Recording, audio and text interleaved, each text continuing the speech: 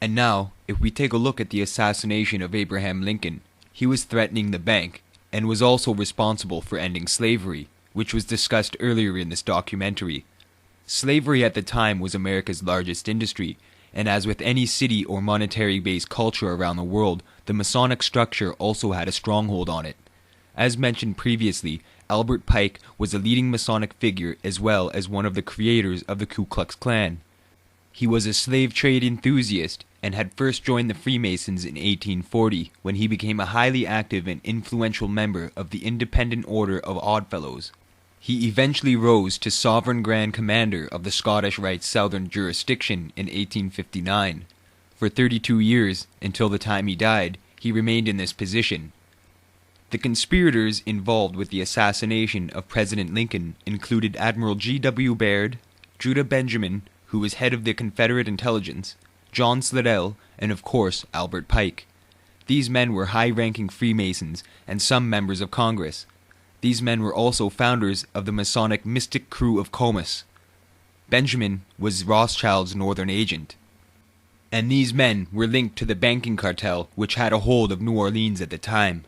New Orleans was one of the richest states, and Judah Benjamin's task was to help create the atmosphere for a devastating civil war, which did not end until after the assassination of Lincoln.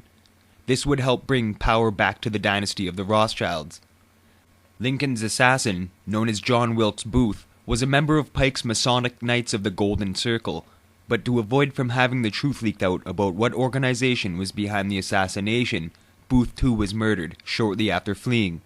The remaining conspirators were made secret kings of the Mystic Crew of Comus.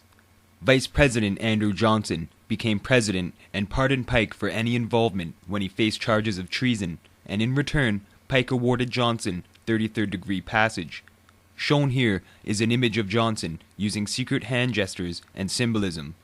This particular gesture is commonly known as the claw, where a Mason places his hand in a claw-like formation under his jacket and over his heart, symbolizing, "I will tear my heart out before I reveal the secrets of this brotherhood."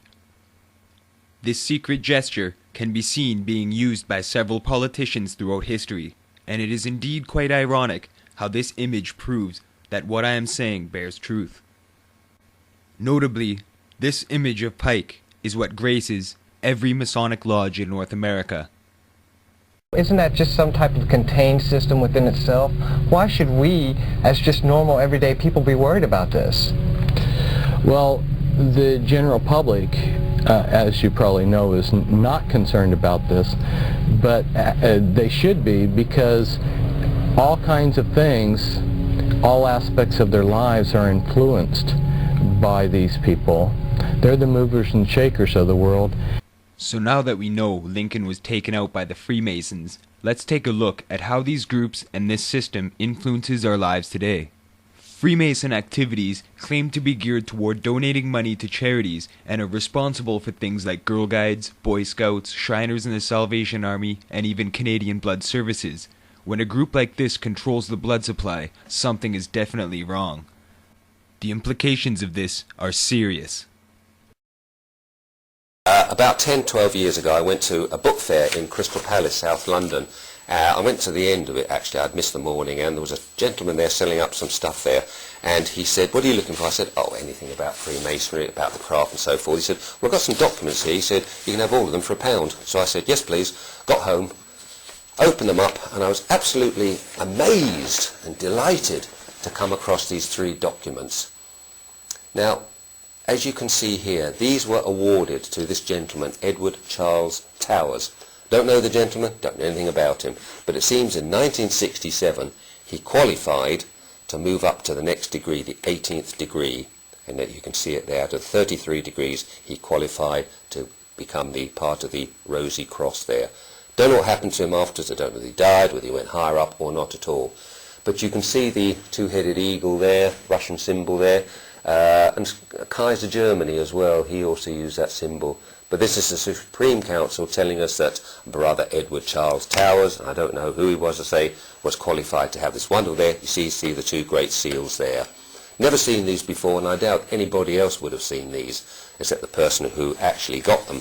Now, also in this job lot was another one, which, if I can get open, again, wonderful document, wonderful vellum paper and so forth.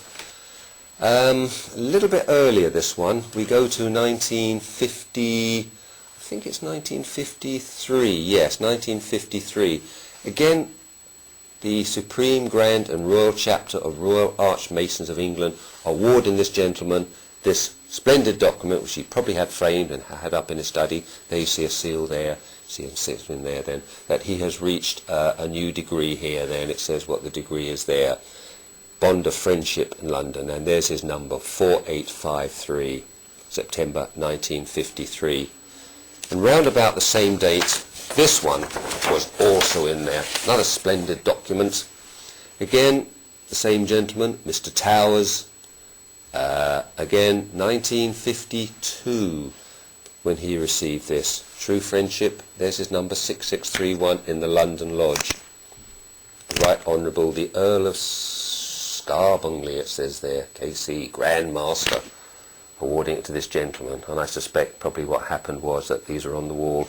He may have gone actually high and gone up to the 33 degrees. Now, as you know in Masonry, there are 33 degrees. Now, I've done a little map here, a little chart, if I can lay my hands on it. It's a little thing I did myself to give you some idea of it. Ah, here it is here.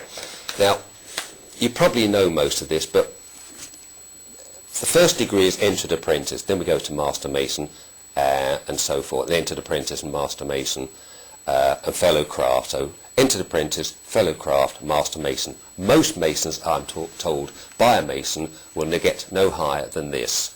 This will suit them for their business purposes, for business deals and so forth. But you start going up the chart there, and our friend who we've just seen was up to number 18, which, if I can see it, there it is there, the Knight of the Rosy Cross. So he's halfway there, and he's moving up very, very quickly. Now, you've seen all the documents there. Oh, another little thing there. We're always told in Freemasonry that so much of the money goes to charities. This came from Punch, again, by two journalists, and they claim here that the Duke of Kent has acknowledged that of the 16 million net expenditure by the major Masonic charities last year, only 1.3 million, just over 8%, went to non-Masonic charities. So it's very much an apartheid thing there, that so much stays in there. Now, moving along quickly, and forgive me for this, but trying to get so much...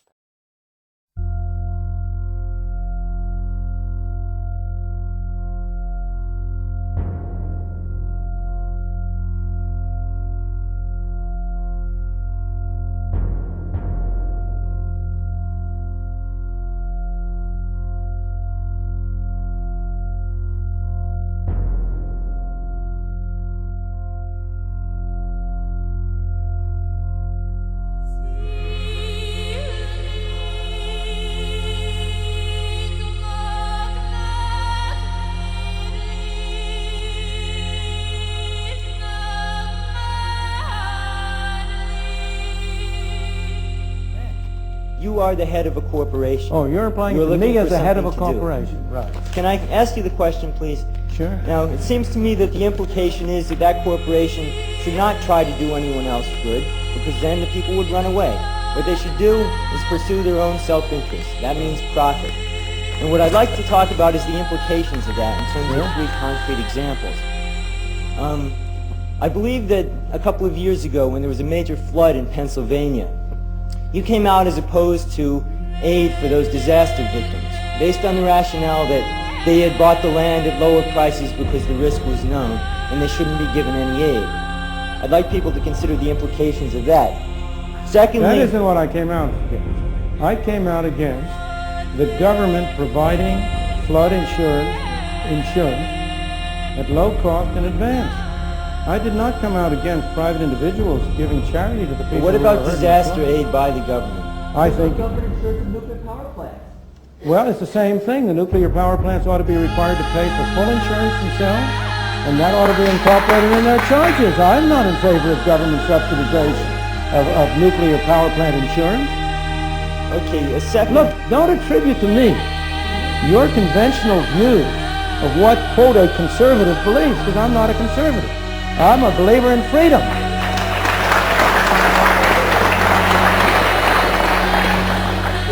Well, then I'd like to talk about that using an example, freedom. In Ohio, an old man failed to pay his electric bill. You may be familiar with the case. and the electric company turned off the electricity and he died. The reason they turned it off was because it wouldn't have been profitable for them to keep it on because he didn't pay his bill. Do you believe that was right? Where the responsibility really lies for the kind of thing you're describing. The responsibility really lies not on the electric company for turning it off, but on those of this man's neighbors and friends and associates who are not charitable enough to enable him as an individual to meet the electric bill.